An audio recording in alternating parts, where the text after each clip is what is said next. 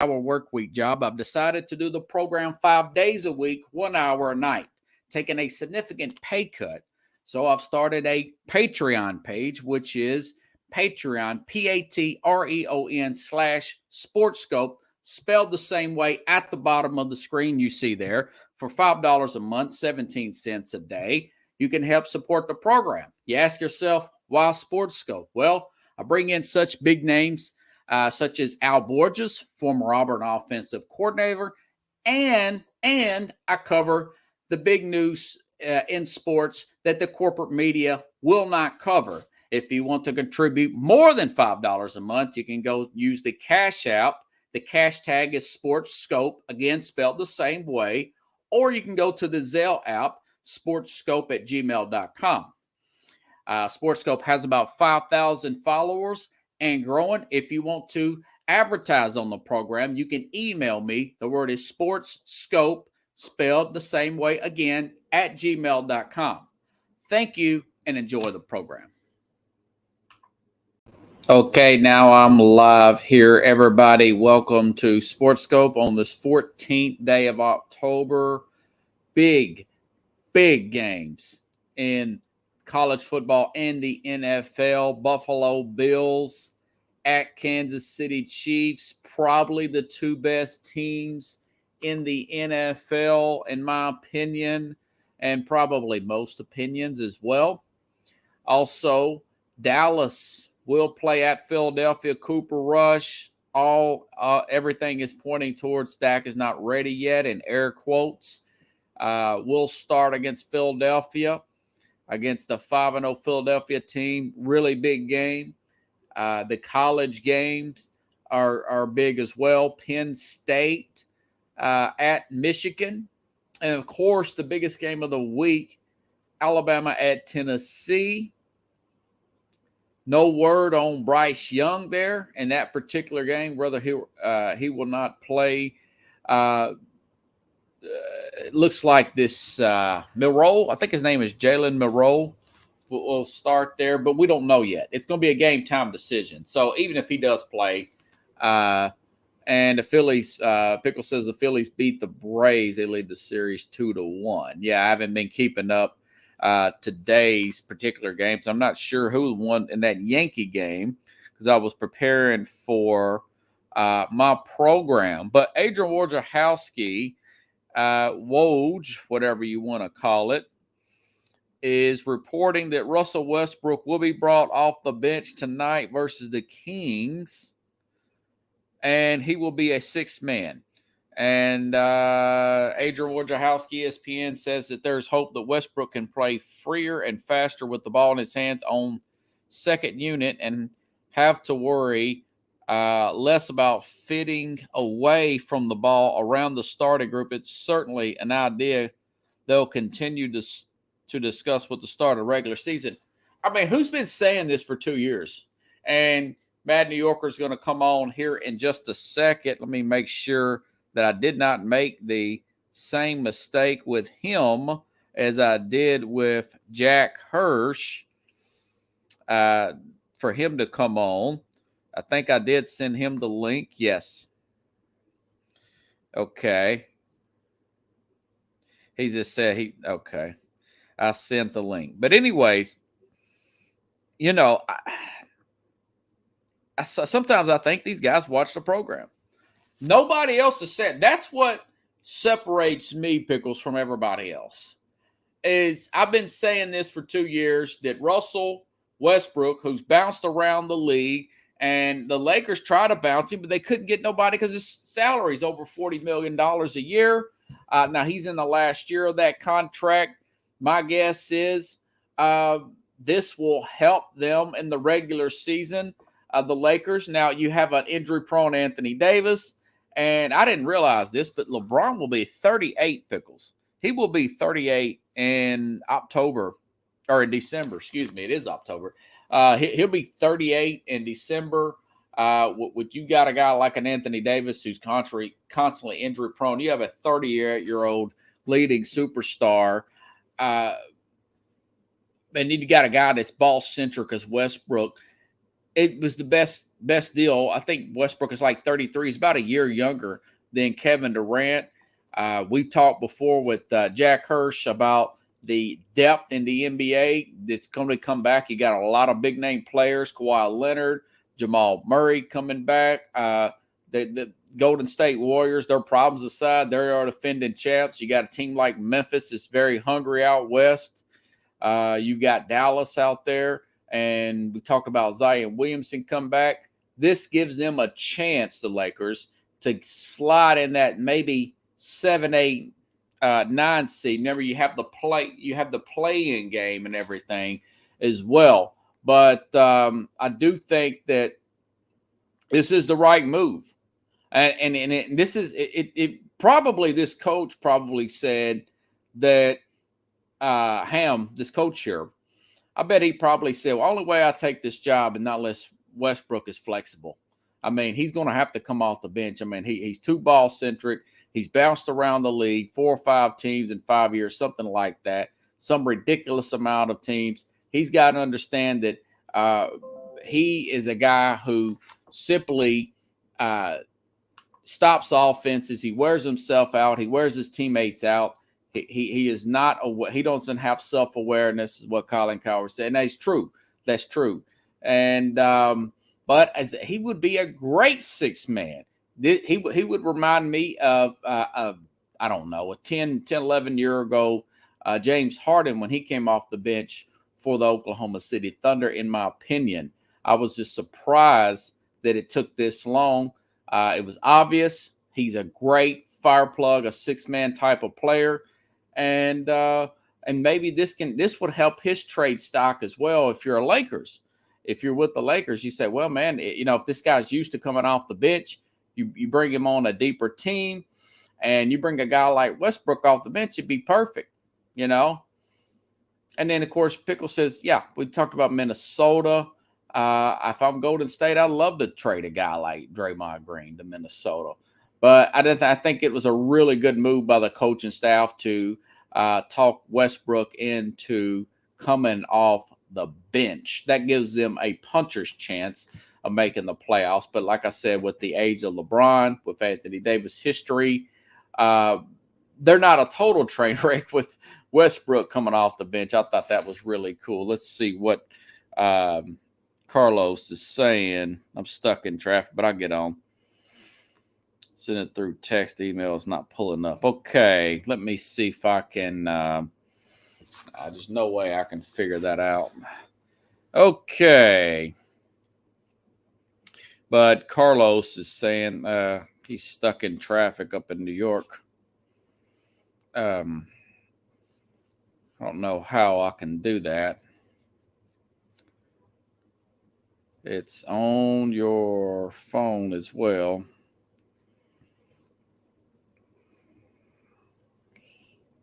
Email.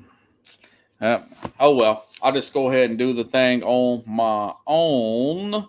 But anywho, so last week we were talking about the games here, and essentially, if he comes on, great. If not, he said he's got some issues getting up.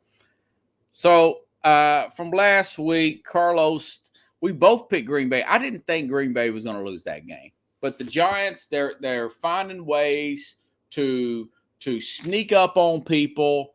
And you say, well, it's NFL. Nobody should sneak up on anybody. But they do. I mean, teams do. I felt like they snuck up on Tennessee. They stuck up on Green Bay.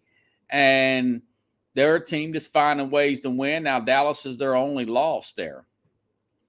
But you got to give it credit with Brian DeBall. He's making they were down 2 scores, I know at least, in the Green Bay game. And then they were down 10-0 in the Tennessee game. Just to name a few, he's made adjustments in the second half and outscored the opposition, come back and win. You got to give that on Brian DeBall. It looks like it's early, but it looks like they may have their coach, that I cannot believe that they did that. Beat Aaron Rodgers without Sterling Shepard, without Kenny Golladay. And I want to say without Kavarius Tony. That's 3 wide receivers. But Barkley is having a really good year. I still wouldn't give him a big ton. I wouldn't give him $16 million with his injury history. I just wouldn't do it for 5 years and guarantee that. Yeah, he's good for about $7 million. That's what he's making right now. But so the Giants, they come out and beat Green Bay. Green Bay, they went to sleep once they got that lead. So we both lost that one. Now, he liked Miami last week. I like the Jets. And we saw what happened. Jets really playing well. Lot of skill there. A lot of speed there on the outside from the skill position. And so you got a healthy Zach Wilson. Now, of course, Miami, we know what happened with Teddy Bridgewater. He got the concussion protocol deal there. And remember, I said before on this program, I also predicted that, it's probably not a good idea to get he's a good backup, but he's also a very injury-prone guy himself, like Tua. And, of course, I nailed that one. It's like 40-17. Jets really got off on a good start. Got guys like Jack Hirsch, big Jets fan, happy about the future of these young draft picks, which he should be. It seems like all 4 of these guys have hit there so far for the Jets. And, of course, they got a big win against Miami, and I got that one. Now, he did call Cincinnati really good. Cincinnati, really good win there for Baltimore. Baltimore, great kicker. We talked about Justin Tucker on Monday, where very strong leg there. Plus, you got to look at John Harbaugh, not getting overly aggressive, taking the points. General rule, don't chase points until you absolutely have to. If you got a tie game, there's plenty of time left in the fourth quarter. Just take the 3. Just take the more often than not. I know certain games have different situations. You got to play it one game at a time. I get that. Every game has a new identity. If there's like a certain injury that you feel like you may have an advantage on the offensive line versus defensive line, or if you have a play you feel like they're vulnerable at, yeah, go ahead and try it. But more often than not, just take the points, man. Take the points. If you're trying to make a big comeback, don't go for 2 and not less until you absolutely have to. I've seen too many games where teams have a good comeback. They start chasing points, and they missed a few of the 2-point conversions. And if they would have hit the 2-point conversion, they would be tied instead of down by 6. So keep that in mind. But either way, Cincinnati goes for it, 4th and short. They lose it. The Baltimore takes the points. Ultimately, that's the difference in the game. They win by 2 points. I took last week, for the record, I took Cincinnati +3 and won a parlay in that, Pickles. Let's see what Carlos is saying. Send it through text. This email's not working properly. Yeah, I don't know how to send this thing through a text message, man. I would have to pull it up on my I could send it that way, I guess, through Messenger. To friends, CAR. LOS. Check your messenger.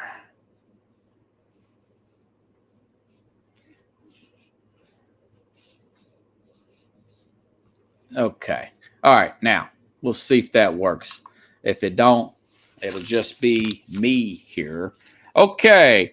And of course, he had Arizona. He had Arizona. I had Philadelphia.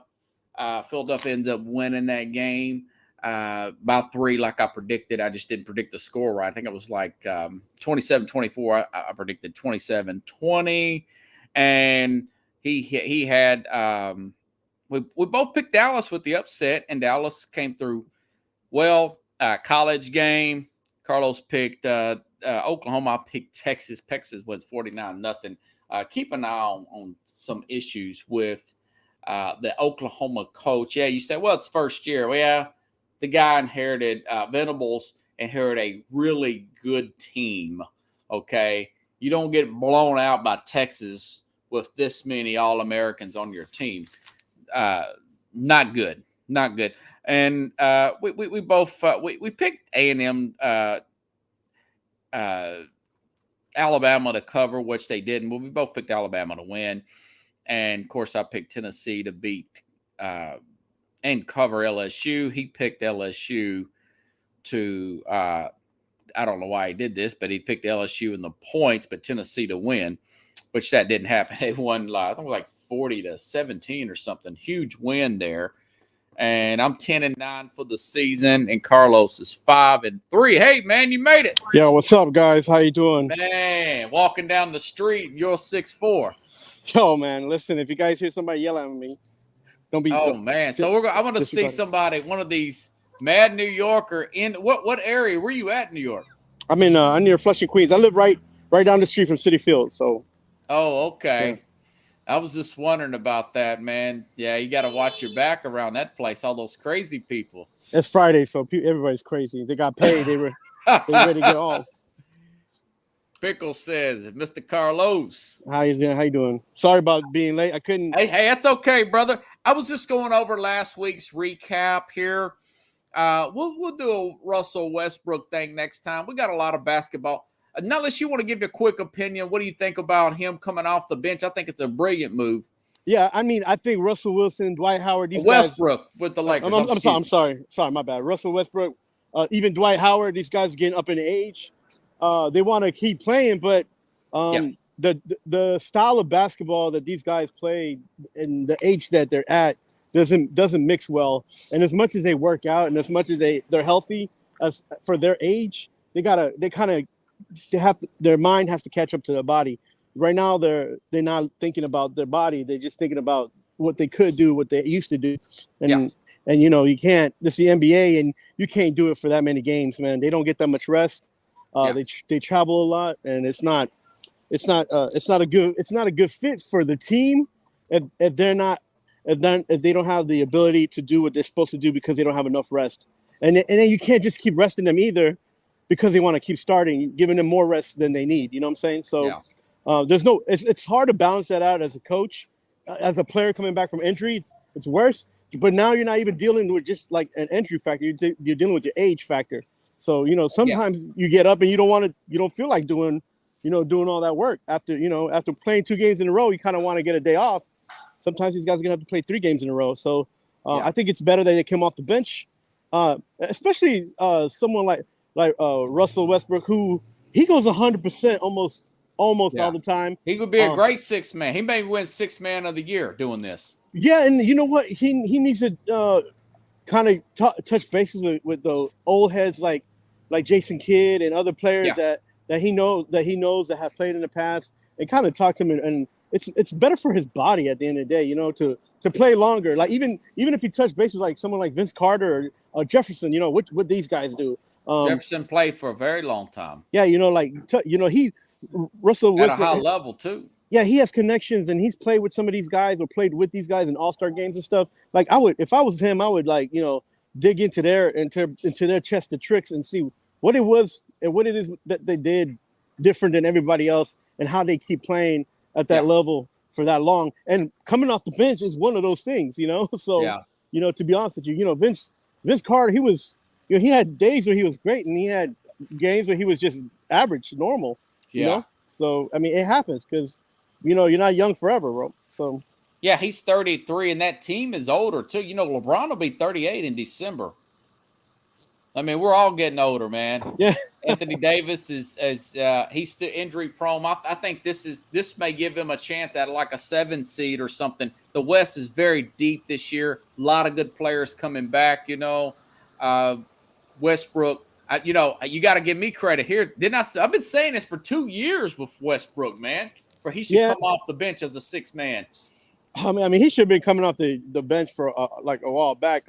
I mean, because the problem is that he, as much as he scores, he takes guys out of the flow, just so he can stay in the flow. And I mean, I give credit to him. He's got all those double doubles and triple doubles, and I mean Yeah.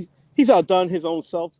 But again, him putting himself out there, as much as he was great doing those things, he didn't make his team better, and that's what you get, right? That's the Right. downfall of having someone like that on your team, and you can't surround him with players that think like him because he's just gonna take it to the hoop, Too many Iversons. My thing is, and the other thing I would add if I'm Coach Ham of the Lakers is he's not allowed to be on the last 2 minutes of the game. He's too ball centric, too much of a ball stopper there. If you're trying to get a fluid offense there, but man, bringing him in off the bench in the middle of 6 minutes after the first quarter, in the middle of the second quarter. I mean, that would really look good. I'm curious of how this is going to work out. My guess is it's going to work out really well for him. I mean, it just depends on his attitude and also what he's going to bring to the table. If he's just going to be sad and just go out and be a six man and not own it, then it's not going to help. But if he goes out there and plays his game and helps pick up the speed of the game a little bit and get that movement and flow going, and that'll benefit the team, right? So, now he's going to have to be more team oriented than ever before because he's not going to be on the court from the get. He's going to have to wait his turn. So, yeah, it's been a long time coming. Going forward to last week's recap on our picks for the season, I think you are 9-11. You're 9-10. I'm 10-9. You had a rough week there. I had a rough week, man. These guys keep winning out of. Week. Yeah, I mean, I've been against New York because I know eventually they're going to fall apart. Both teams, but they did. We both were wrong about Green Bay. I mean, who thought the Giants would go across the pond like that and win? I mean, look, credit to Saquon Barkley coming back from the injury and playing very ball with the second half adjustment there too. Yeah, and he's playing. He's playing up to his potential. The problem now is that these guys are going out left and right with all these injuries on that team. So I don't think they'd be able to pick up another game versus the Ravens this week at home. Because they're gonna need all hands on deck, and half those people got their feet out the door. Especially a guy like Galladay. That would be a good game to go right too. Yeah. They're 6-point underdogs. The Ravens, only the biggest reason I would give the Ravens an advantage there is the Giants are 4-1, but they're 24th against the run in the league this year. And the Ravens, they've got that two-headed monster, which is Lamar. He's a leading quarterback rusher in the league. And, of course, whatever running back they can put out there, whether it be Dumervay or J.K. Dobbins. And it's in East Rutherford, New Jersey. It's right pretty close to where you're at there. It's going to be played there. Plus, all those receivers are still out. They're still out. And another problem is they're coming back from this trip that they won. That I think they overplayed their hand on this one to try to get the win. The Giants did in London, but they won. I don't know if that emotion is enough to carry them to this next game at home. Now the crowd's going to try to keep them in the game. The Giant fans, they're excited, but I mean, we gotta be realistic, and this is a team that is up, is in the mix of getting a renewal, revival. So, and it hasn't been a simple switch. It hasn't been a simple transitions, and it's not going to be. These contracts are huge, and some of these players are not worth the par. So, I mean, it is what it is. I've always felt like they were going to be 6-11, and I feel like this is where they start. Where it starts to snowball. Because it happens because everybody's excited, everybody's buying jerseys. Really? You got this guy. Danny Dimes is doing better, but they're ready to sign him again. Like, don't sign him. God, no. Yeah, no. Even though if he's doing better and he can manage the game, fine. But let him do it somewhere else next year. Like, it's done. He's done.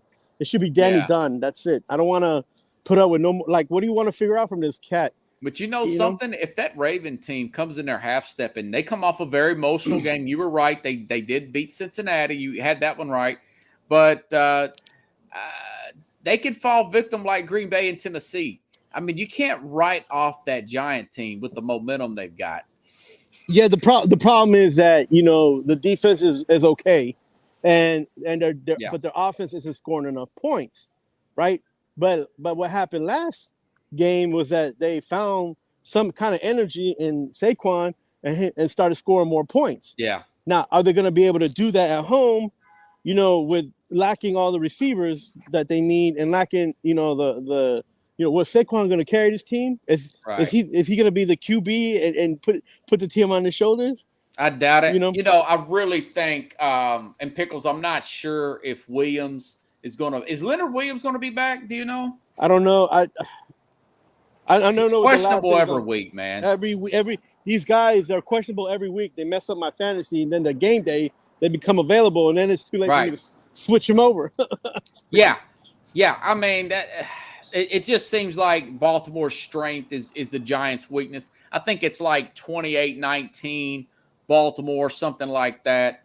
Yeah, and they got Martindale that's coming from that team. Yeah, so I don't he think does know how to defend Lamar. Yeah, but I don't think that balance is gonna. You can know it so much, but the balance won't shift if the talent isn't there to cover you in the scheme. That's what I thought too. Yeah, like as much as they know a lot from each other, it's like it's to a certain extent, right? Because the same thing happened when the game on Thursday. There was like, these coaches they know how the quarterback what to expect from him, so they're covering him. This guy, what's his name? Can't remember his name now. Lamar Chase. No, from the Reds, from the Washington Commanders. Yeah. McLaurin. No, the quarterback. Wentz. Yeah, Carson Wentz. Sorry, I couldn't think of his name.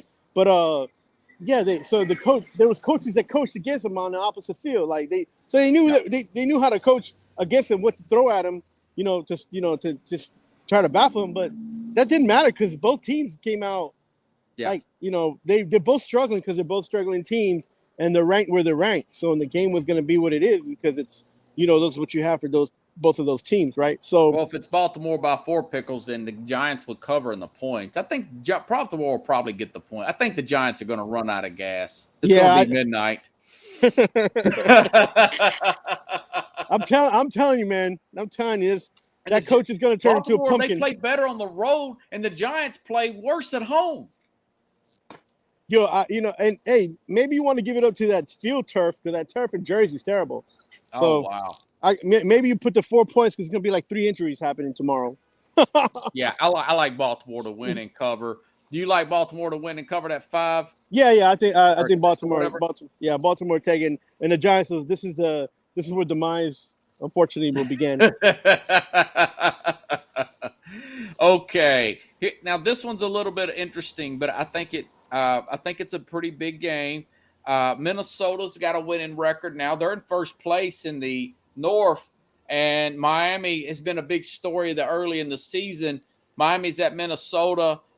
Looks like Miami's going to have Xavier Howard back to cover Justin Jefferson's one of the hottest receivers in the league right now. Mm-hmm. Even if this Skylar Thompson guy plays over Teddy Bridgewater, Tua's already ruled out. I like that Miami running game, man. That Raheem Mostert had a great game last week. He's going to be back. It looks, and it's going to be 85 degrees down there, man. Minnesota coming down there. I could see those guys sweating pretty bad. They're an NFC team.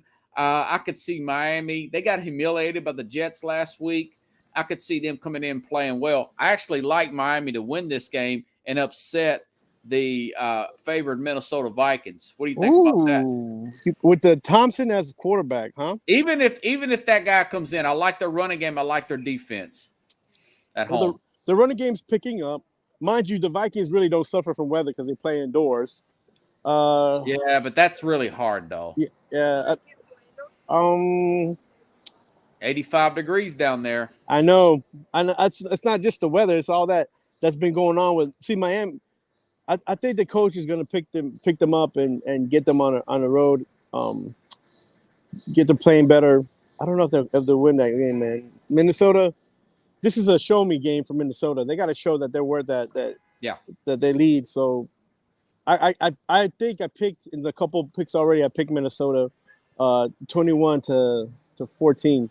Okay. Okay. Well, I like 2017 last minute field goal by Miami. Yeah, it's gonna be something silly like that. It will Yeah. be.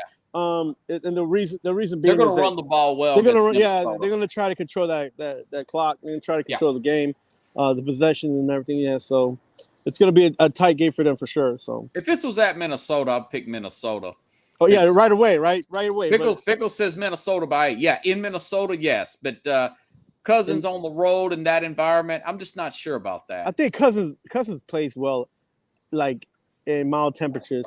I don't think he's going to be the problem. I think the problem is going to be them taking the points when they have to take the points. Yeah. But both teams, both coaches, they're challenging their players to step up. And they're not ruling out Teddy Bridgewater. And he can start in this league. I mean, I don't know if even if it's that other guy, Yeah. No, that quarterback got some players.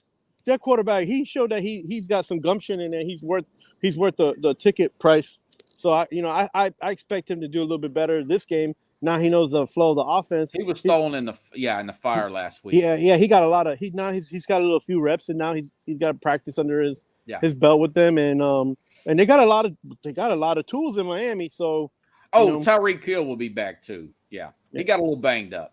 Yeah, like an ankle. But he's going to be back. Yeah, so that's why I like him. Pickles, he likes Minnesota. I like the home team, man. I like Miami there. Chargers, Denver. Coming, I don't really like teams that play the previous Thursday. If you recall, Cincinnati and Miami played not yesterday, but the Thursday beforehand. They both lost. They both lost their games this week. There's something about these teams that play Thursday to play the next week. It's like they take too long a weekend off, and the coaches feel bad because it's a short week, and they come in lackadaisical and they'll prepare the next week. I think they just forget about football, and then they try to come back and play. They forget too much about football, and they get too fat and lazy over the weekend, Chief. I mean, a good thing they're not playing the schedule like Major League Baseball or hockey. Like these guys, right. They need to wake up. They need to wake up and play better games on Thursday. And you know what? Not for nothing. And I'm not just going to throw those players out under the bus. Those coaches need to wake up. Those coaches need to, put the fire out there and they have to do something about their scheduling after the next week after those Thursday games, because it seems like it's off. It just feels like you could watch a high school game on Thursday night and a NFL on Thursday night, and it's about the same kind of scoring going on and the same kind of plays. Just erratic, just terrible. And it's football. Like they just mail it in the whole weekend, and they don't come back till the middle of next week. And then on top of that, they pour on more and more injuries. So it's crazy. Yeah. So actually, I was going to take Denver because they come off of such a humiliating loss, but actually, I like the Chargers here to win and cover that 4.5 at home. This is in LA, by the way.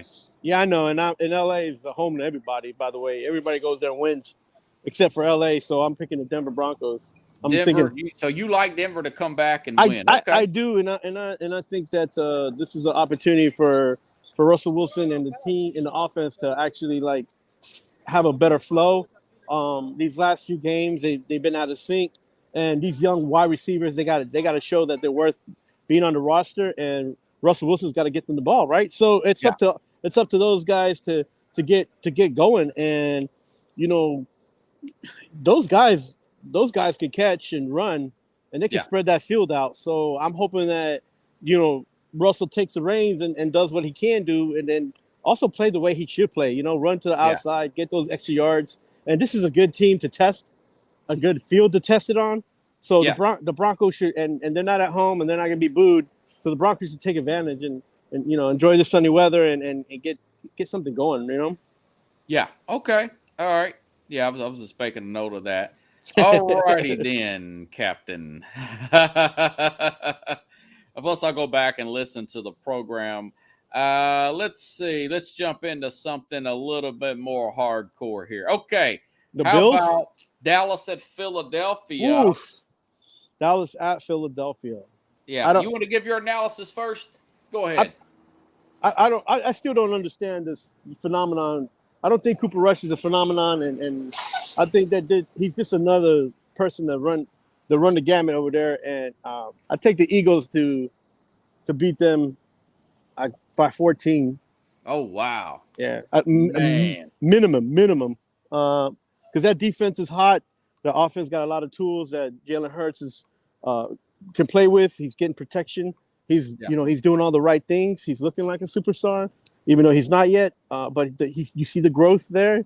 You see the team, standing behind him, playing more team oriented, and you see a defense that likes the fact that they're not on the field 70% of the game like last year. So, it's balancing out. That's a good balanced football team, and I got the Eagles over the Cowboys on this one. Okay, yeah, they're 6.5-point favorites at home. Both teams are relatively healthy. CeeDee Lamb got a little banged up in practice, but they expect him to play. Micah Parsons had a growing injury during the Ram game, but it looks like he played through that. He's going to be fine. Yeah, I just like this Cooper Rush guy, man. I think he can make the throws. I mean, you can throw the ball all day long, and your defense is dependent on how Micah Parsons is running. And if he got a bum leg, man, that's no bueno. Yeah. So I know it's going to be an emotional game. It's going to be really intense for Philadelphia. For Jimmy Pags, not Philadelphia. Jimmy Pags going to be out there. Jamie Pags will be. He's going to be really excited about that. But Philly come off of a very close game. I called that last week. I thought they would beat Arizona in a close game. Dallas, not so much. They won pretty handedly. I like Dallas to go up there and beat Philadelphia, man. Straight up. Oh, no man. points or nothing. Just straight win. Straight win? Yeah, straight win. 2017 Dallas last-minute field goal. Okay, so who's running the rock? Pollard or are you giving it to? It's probably going to be Pollard. He's got more of a burst there. But he had a big run last week. That's not the guy you're paying, man. Well, he's the one that's making the big burst. Yeah, but that's where the problem is going to come in. The latter part of the season, you'll see. Well, I think. You got to. By the way, they swept these guys last year. By the way. Yeah, but that was last year. This is a different year, man. Eagles got defense is better this year. Eagles got a more balanced team on the defense and offense, and they're showing it. And the record is showing it. And the only team that's actually scored more points than the Eagles, and they almost beat the Eagles, is the Detroit Lions. Yeah. I mean, Jared Jones turned 80 on Thursday. I think he gets a good birthday present with the win on Sunday night at Philadelphia. Jerry Jones' birthday gift is that Snyder ain't called him out yet. Yeah, I heard about that. That's so ridiculous. Yeah, Snyder. Okay, you like Philly. I like Dallas. So you might be able to turn this thing around. All right. Okay, Sunday afternoon. This is probably the most skillful game of the entire week. Buffalo at Kansas City. And Kansas City's not even favored at home. How ridiculous is that? Yeah, Buffalo's 2.5-point favorites. People thought I was crazy for picking Buffalo against the Rams to start the season. I like Buffalo in this game. They're getting healthy on the offensive line, healthy at cornerback, healthy at defense of line. That was kind of a fluke win, that last win for Kansas City. Buffalo's was 38-20 last year at Kansas City in the regular season. I like Buffalo to win this game. What's your think about Kansas City at home against Buffalo? I can't stand Buffalo. I think they're phony baloney, and I'm going to call that the Chiefs are going to win this straight out, and they're going to have Kelsey. They're going to have their young bucks in the defense. Yeah, make Buffalo run. Force the Buffalo run the ball. They're going to get two. They're going to get 2 touchdowns in the air for sure. Buffalo will, but that's about it. After that, that defense for the Chiefs is going to come out and prove everybody that they the team to beat in the West. Yeah, well, the Chiefs also they're playing on a short week. Buffalo's chomping at the bit. Buffalo, the main reason for signing, what's his name, Von Miller. Yeah, but this matchup. Right. Yeah, and the thing about Von Miller and that people tend to forget is that he's only good when he's on the field. And the last 4 seasons, he's only been on the field like 60 to 70% of the time anyway. So, it's a good thing that he's playing this game. He's an exciting player, but he ain't playing. He's not playing against no regular pocket quarterback either. So, if you push Mahomes out of the pocket, you push Mahomes out of the pocket. That's it. That's all it is. If you're just moving him from one side to the other, because he's going to do whatever he wants when he wants, and he's proven that. So, I mean, there's more guys taking sacks this year, and Mahomes, his name is not near the top where it used to be in the last few years. So, that makes it something, and people need to watch out that young team they got there. They did look like they were losing a whole squad in the offseason, but these young bucks, man, they came in the NFL out of college ready to play. You're talking about the young players for Kansas City? Yeah, man, they got a lot of them, and they're doing well. So well, that defensive end out of Purdue's doing well. That cornerback, the defensive player, he's producing is what he's doing. So I'm excited for the Chiefs. I'm not a Chiefs fan, but I definitely don't like Buffalo. So and I think that Buffalo thinks that they're going to go in there because they're favored and not put. This is what happens at Buffalo, and this is why I think they're phony baloney. They have yet to prove that they can stick the foot on the team's neck when they got him on the ropes, and this is one game they got to prove that they can do that. To me, if not, they still the same Buffalo Bills that we've seen in the last 5 seasons. Well, 38-20 was the win. There was a game this time last year. I think it's going to be 35-31 Buffalo. Win by 4. Maybe a little higher than that, maybe 38 to 34, something of that nature. If the over and under is under 6, if it's like 52, I may take the over in this game. Yeah, I have Kansas City beating them out straight because it could go either way, like as far as how they're scoring. Like I said, I know I right off the bat you can give Allen 2 touchdowns right off the bat, but after he's that, a baller, because because Andy Reid's going to allow that to happen, right? He's going to make him feel comfortable, and then he's going to drain these guys out and force them to run the ball. And Buffalo is not known for consistently running the ball at a good pace. So Andy Reid ain't dumb, man. He might have lost a few times with this Buffalo team, but he knows that he's not going to lose all the time. So no. Okay. Well, okay. Let's go to the college game. Penn State at Michigan now. Both of these guys got vet quarterbacks. This Sean Clifford, I think he's a senior. Mm-hmm. I had Al Borges. I don't know if he got a chance to watch my program Wednesday. Al Borges, he covers the Michigan games. He goes to the games. He watches every play. He analyzes their plays and everything. He says this J.J. McCarthy is the real deal as far as running the offense. I went back and looked at McCarthy. That guy's got the highest completion percentage in all of college football. Yeah, man. Penn State, they have a good team, but the problem is that they're playing in Michigan, though. Yeah, that's the problem. So that's gonna. I would like to see Michigan get beat by the Nittany Lions because they have a good team. Yeah. They actually got I would say about at least 5, 8, maybe 8 NFL players on that roster right now. But if they do, that they show them and they're proving that they're gonna be in the running for the championship. If they do that. Because then that means that that's the squad that can take them to the next level. If they don't, they're not gonna be in the mix because they can't beat Michigan, right? That's the test. Well, they beat Michigan 2 years ago in the pandemic year. Yeah, and Michigan beat them last year in Penn State. I feel like Michigan's probably the better team.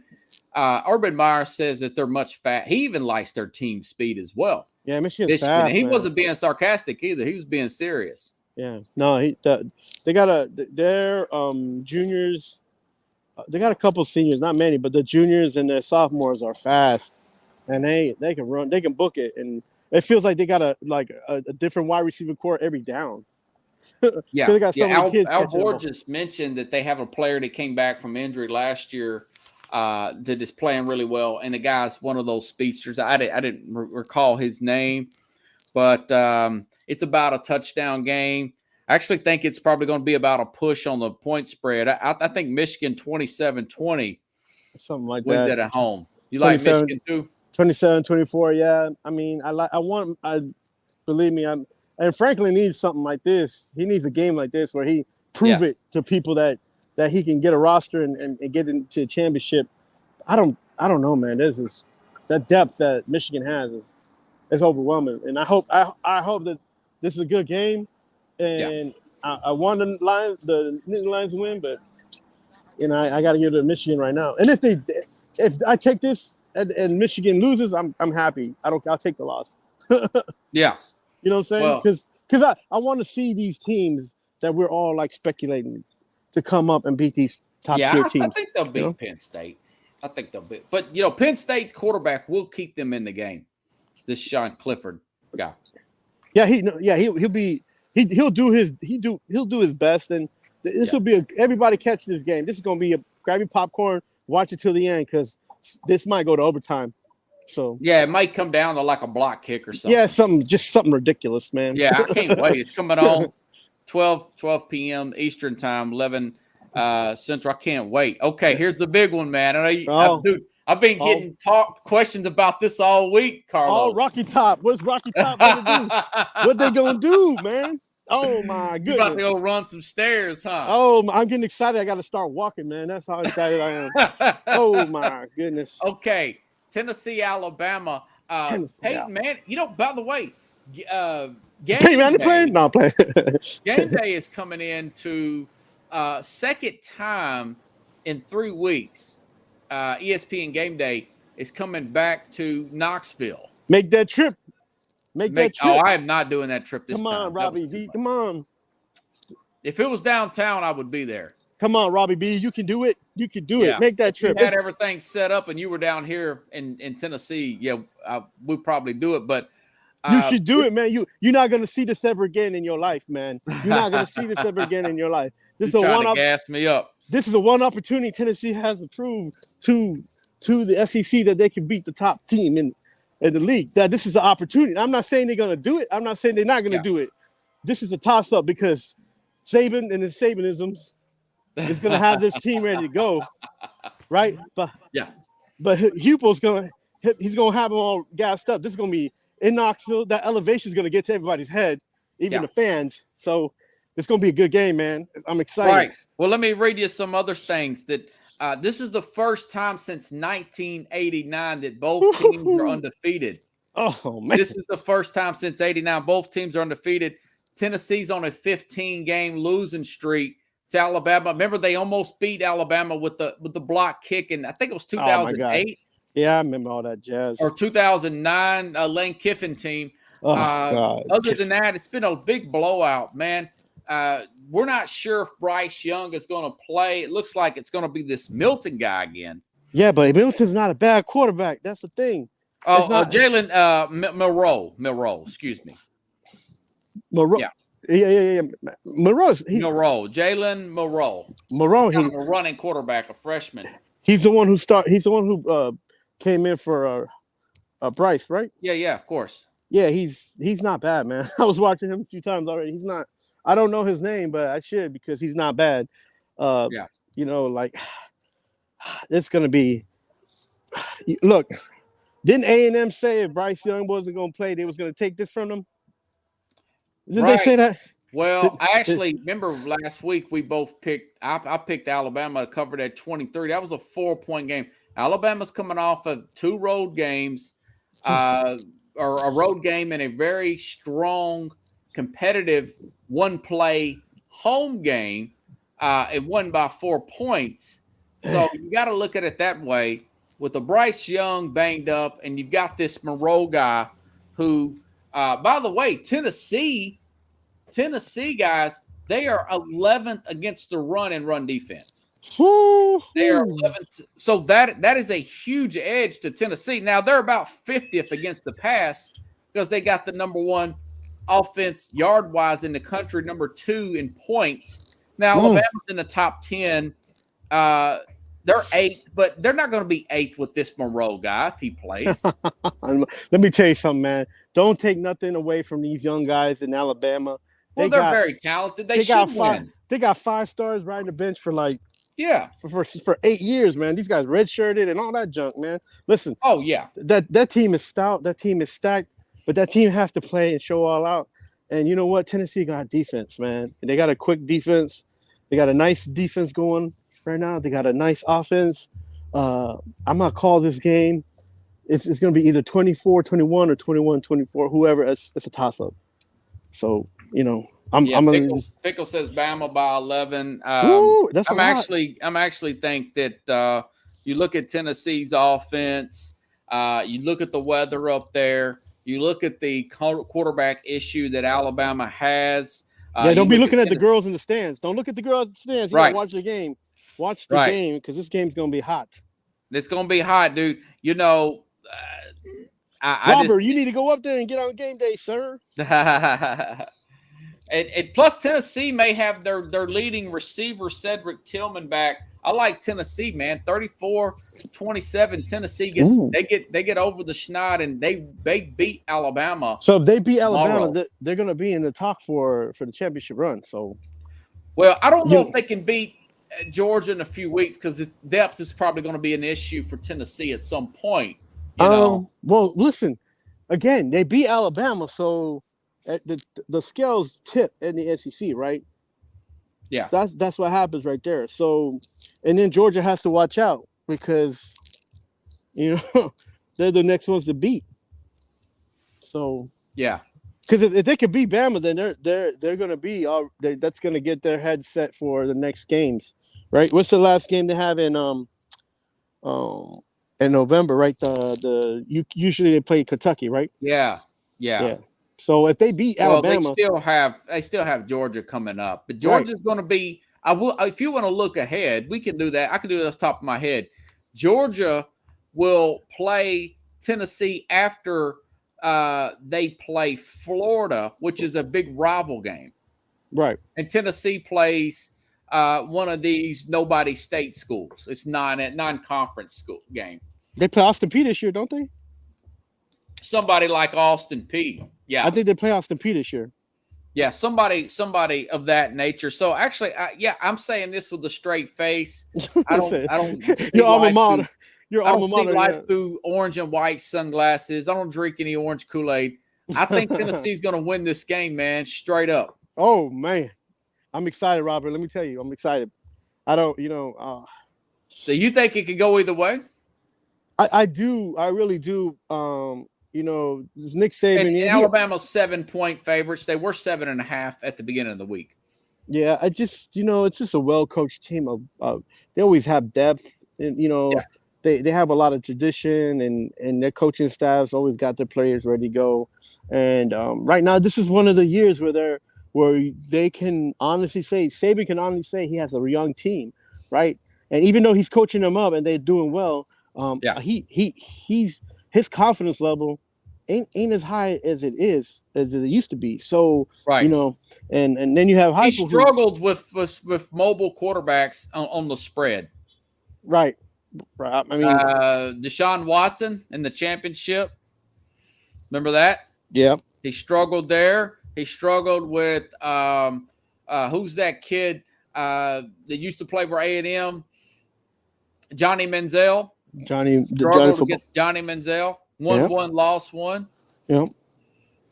So I just think that Tennessee, the time is right for them to win this game. If they play again in the championship game, I think Tennessee could lose. But right now, Tennessee has Alabama vulnerable. I feel like if Tennessee beats Alabama, Alabama's not going to beat Georgia.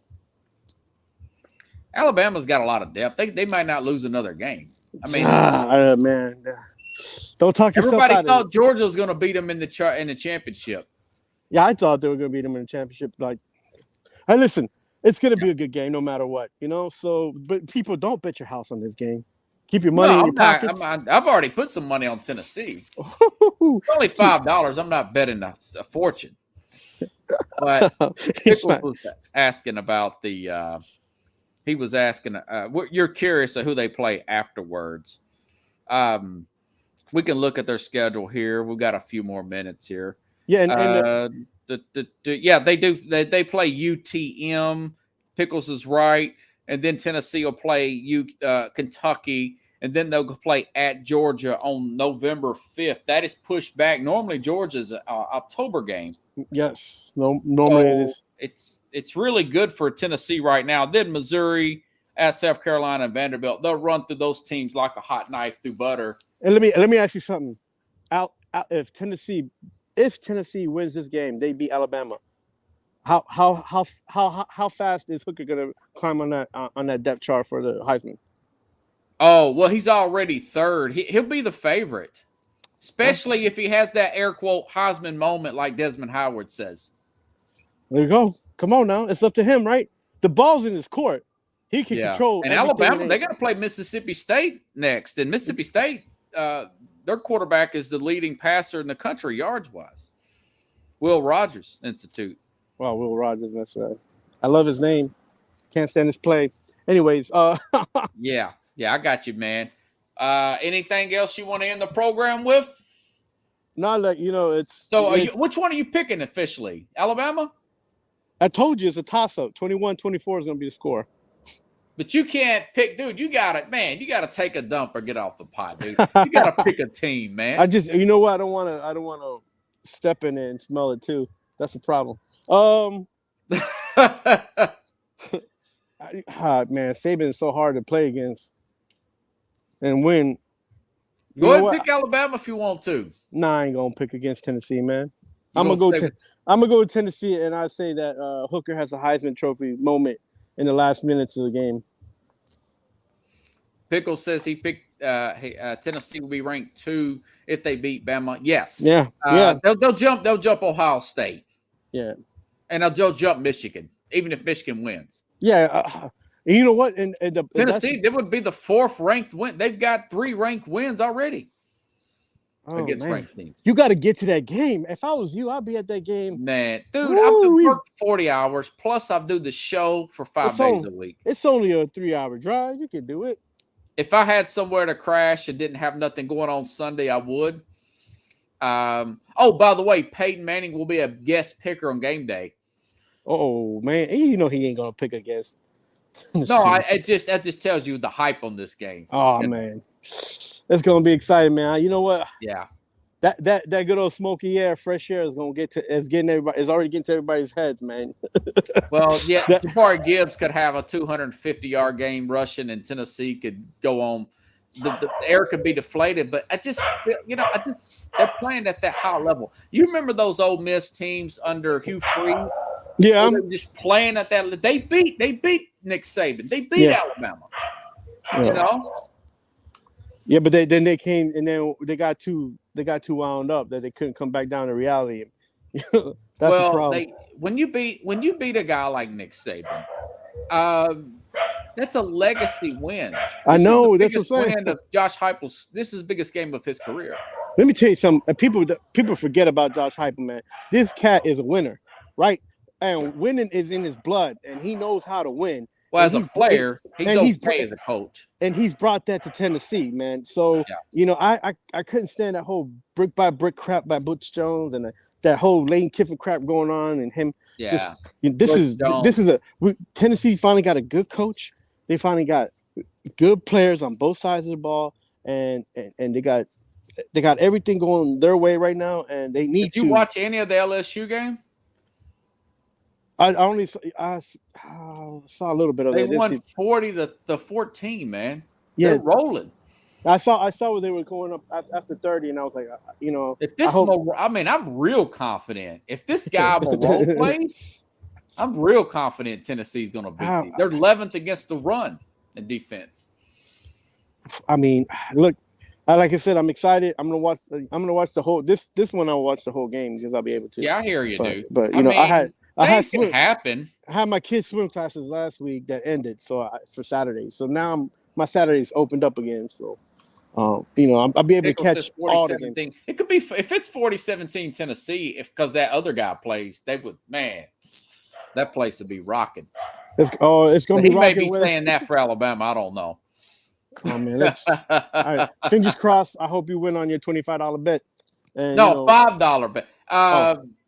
I've got a few other bets out there, But just $5. I may do a parlay for that for 25. It pays 25 or 30. I just I don't draw, like I said, I don't drink Kool-Aid. I don't see things through orange and white glasses. I just call balls and strikes. I said they would beat Florida, but they wouldn't cover that 10.5, and I was right.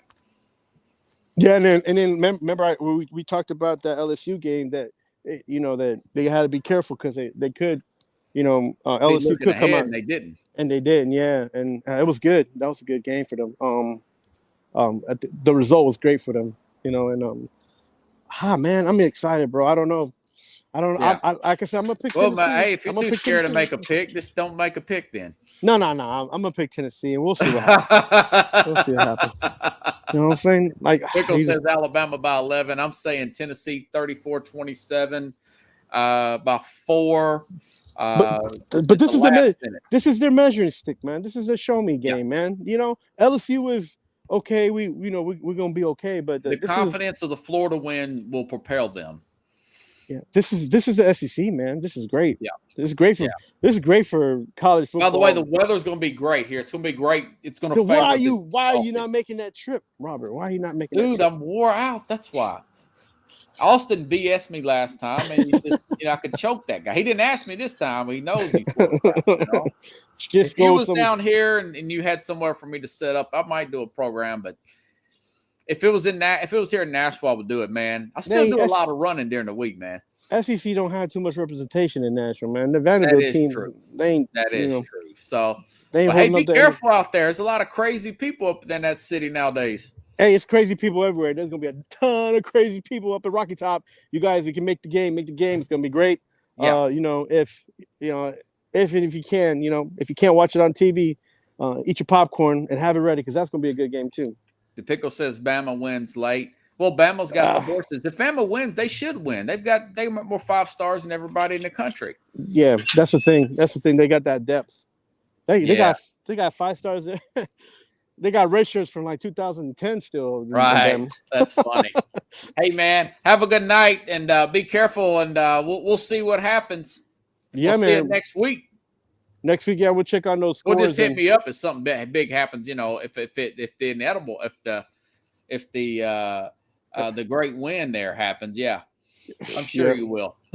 I'm gonna let you know. We're watching that Nittany Lions game, So. Oh yeah. I think that's gonna be a good one too. Yeah, that's the sample size. That's the what do you call it? The appetizer. Yeah, man. Tennessee comes on at 3:30 Eastern. Yeah, I better watch what I drink for that game because I need to be up for this Tennessee game, man. Oh, yeah, get you some coffee or something. All right, man. Have a good night. Thank you, everybody. Hey, Robert, I'll catch you on game day. You better be out there, son. Okay, buddy. See you, man.